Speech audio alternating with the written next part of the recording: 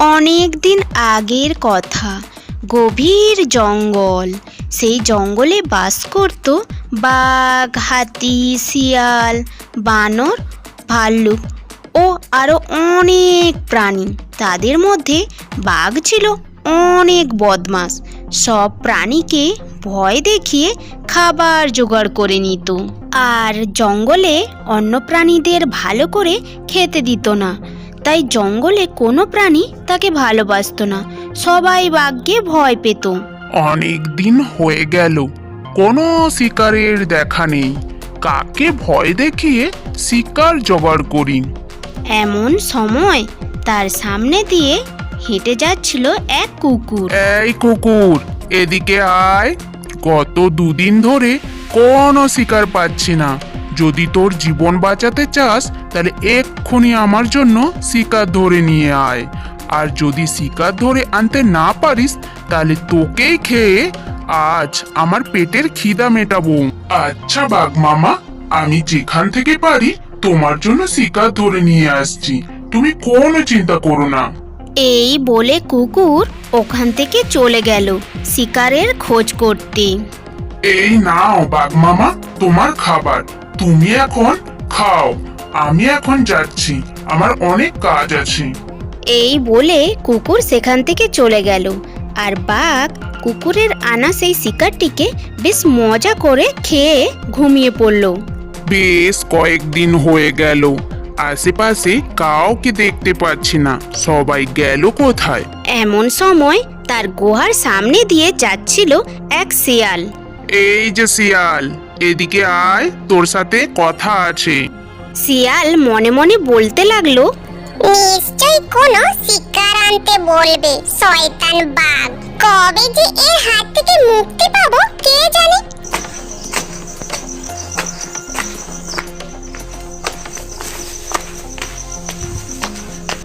কি ব্যাপার শিয়াল, আমার ভয়ে পালাচ্ছিস তাই না? এদিকে যে বেশ কিছুদিন কাউকে দেখতে পাচ্ছি না।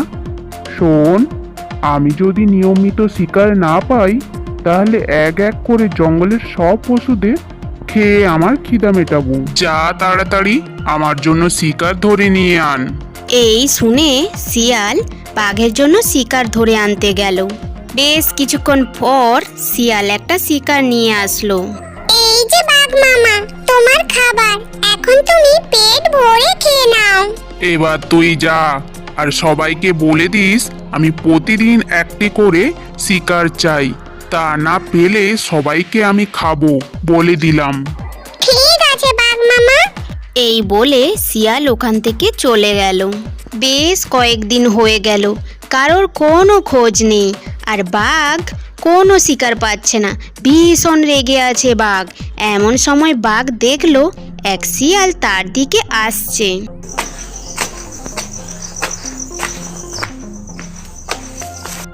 বেশ কয়েকদিন ধরে আমি কোনো শিকার পাচ্ছি না।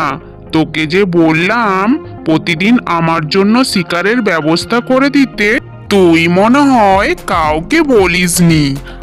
আজ তোকে খেয়ে পেটের খিদা মেটাবো। না না বাঘ মামা, আমাকে খেও না। আমার কথা শোনো, তোমার জন্য একটা সুখবর আছে। কি সুখবর, বল দেখি। আমি একটা বড় শিকারের সন্ধান পেয়েছি, যা তুমি এক সপ্তাহ ধরে খেতে পারবে। আর তোমাকে কাউকে শিকারের জন্য ভয় দেখাতে হবে না। কিন্তু কি? তাড়াতাড়ি গিয়ে শিকারটা নিয়ে আয়, আমার খুব খিদে পেয়েছে। বাঘ মামা, পাশের গ্রামের লোকের গরুর খামার আছে, আর তার থেকে একটা গরুকে ঘাস খাওয়ানোর জন্য মাঠে বেঁধে রেখে গেছে। আমি আনতে চেয়েছিলাম, কিন্তু কি করে আনবো? আমি তো একটা ছোট প্রাণী, আমি তো তাকে নিয়ে আসতে পারবো না। কোথায় সেই গরু? চল, আমাকে সেখানে নিয়ে যাবি।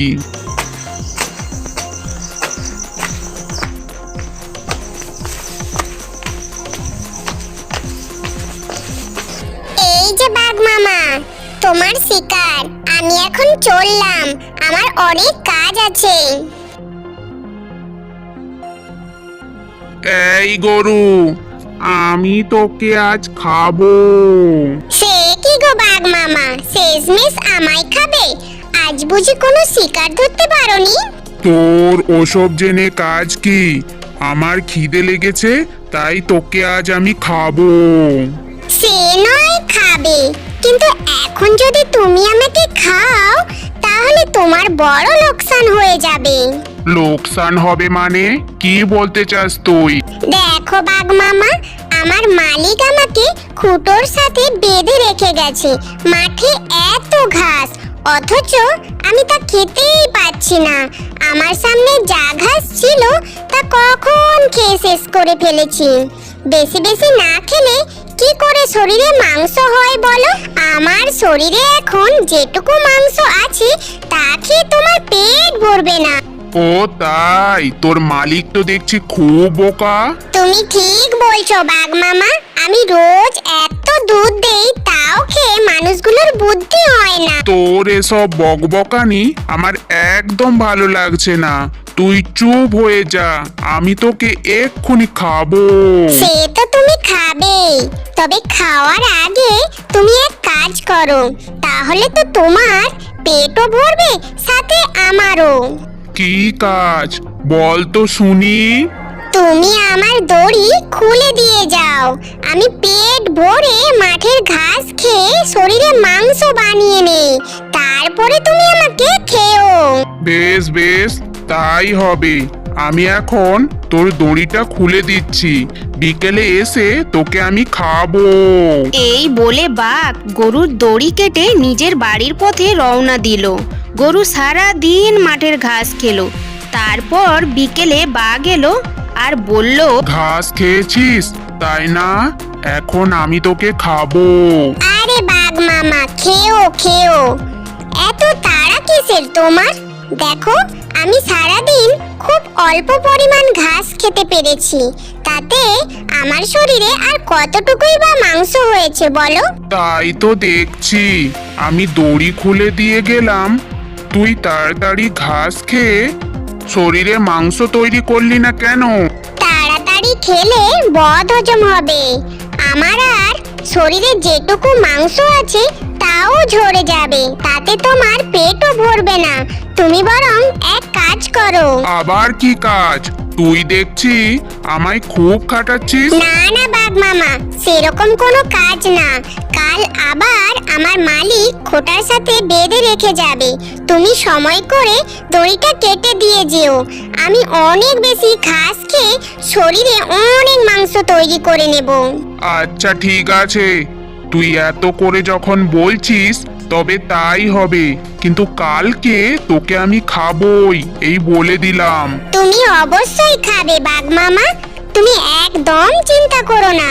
পরের দিন সকালে এসে বাঘ আবারও গরুর দড়ি কেটে দিল। তারপর বনে চলে গেল। বিকেলে বাঘ এসে দেখলো মাঠের অর্ধেক ঘাস ও খাওয়া হয়নি এখনো গরুর। বাঘ তখন রেগে মেগে বলল, গরু, তুই দেখছি বড্ড ফাঁকি দিচ্ছিস। আজও মাঠের পুরো ঘাস খাওয়া হয়নি তোর, আমার সাথে চালাকি করছিস। সে কি গো বাঘ মামা, তোমার সাথে চালাকি করব কেন? আমি তো সারাদিন ঘাস খেয়েই চলেছি। এত বড় মাঠের ঘাস একদিনে খেয়ে শেষ করা কি চারটিখানি কথা? আর শেষ না করলেও তো চলবে না। তুমি কাল এসো, আবার আমার দড়ি কেটে যেও। কাল আরো অনেক ঘাস খেয়ে ফেলবো, কথা দিচ্ছি তোমায়। 3 দিনের ভেতরে মাঠের সব ঘাস খেয়ে শেষ করে ফেলবো। তখন দেখো আমায় দেখতে কতটা নাদুস নুদুস লাগে। তখন তুমি আমার মাংস 4-5 দিন ধরে খেতে পারবে। এই কদিন না খেয়ে ছোটখাটো প্রাণী মেরে তোমার পেটের খিদা মিটিয়ে নাও। তারপর আমি তো আছি তোমার পেটের খিদা মেটানোর জন্য। কদিনের ভেতরে গরু মাঠের সব ঘাস খেয়ে শেষ করে ফেললো। শুধু মাঠের কোণে পুকুর পাড়ে একটি বড় গাছ আছে, তার তলায় কিছু ঘাস আছে। পরের দিন বাঘ এসে বলল, আজ তো তোকে আমি খাবই। 4-5 দিন না খেয়ে আছি তোকে খাবো বলে, আজ আর কোনো কথাই শুনবো না। হ্যাঁ বাঘ মামা, খেও, তোমার জন্যই তো অপেক্ষা করছিলাম।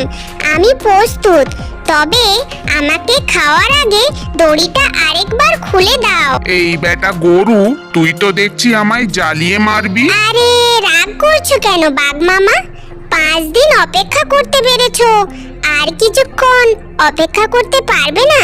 দেখো ওই গাছের নিচে একটু ঘাস আছে, ওটা খেয়ে আসি। ওটা আর পড়ে থাকবে কেন? তারপরে তুমি আমাকে পেট ভরে খেও। আমি দড়ি খুলে দিয়ে এখানেই থাকছি, আজ আর জঙ্গলে যাব না। তাড়াতাড়ি ওইটুকু খেয়ে নে, তারপরে আমি তোকে খাবো। বাঘ দড়ি কেটে দিতেই গরু গিয়ে ঘাস খেতে লাগলো। বাঘ যখন একটু বসে ঝিমোচ্ছিল, তখন গরু গিয়ে পুকুরে নেমে গেল, একেবারে মাঝখানে। পুকুরের জল কম ছিল, কিন্তু পাঁক বেশি ছিল। ধন্যবাদ বাঘ মামা, তুমি ওখানেই বসে থাকো। এই গরু, এটা তুই কি করলি? আমাকে ফাঁকি দিয়ে পুকুরে নেমে গেলি? কি ভেবেছিস আমি পুকুরের জলে নামতে পারবো না? এই বলে বাঘও নেমে পড়ল পুকুরে। কিন্তু কয়েকদিন না খেয়ে বাঘ খুবই দুর্বল হয়ে গেছে, তাই সে গরুকে ধরার আগে কাদায় আটকে গেল। তুই আর লাভ দেওয়ার জায়গা পেলি না? এতদিন ঠকিয়ে তুই বনের সব ঘাস খেয়েছিস, এখন যখন আমি তোকে খাবো তখন তুই এই কাজটাই করলি বেটা। এখন তো আমার সাথে তোকেও মরতে হবে। তোমার কি কোনো মালিক আছে বাঘ মামা? এই বেটা গরু, আমি হলাম এই জঙ্গলের রাজা। আমার আবার মালিককে? আমি তো নিজেই এই বনের রাজা, আমি এই বনে রাজ করি। তুমি এখন দুর্বল মামা। একটুক্ষণ পর আমার মালিক আসবে আর আমাকে এখান থেকে তুলে নিয়ে যাবে আর তোমাকে পিটিয়ে মারবে। বাঘ বড় বড় চোখ করে গরুর দিকে তাকিয়ে রইল। সন্ধ্যায় গরুর মালিক এসে গরুকে সেখান থেকে নিয়ে গেল। তারপর বাঘ সেই পুকুরে কাদায় আটকে রইল। ভিডিওটি সম্পূর্ণ দেখার জন্য ধন্যবাদ।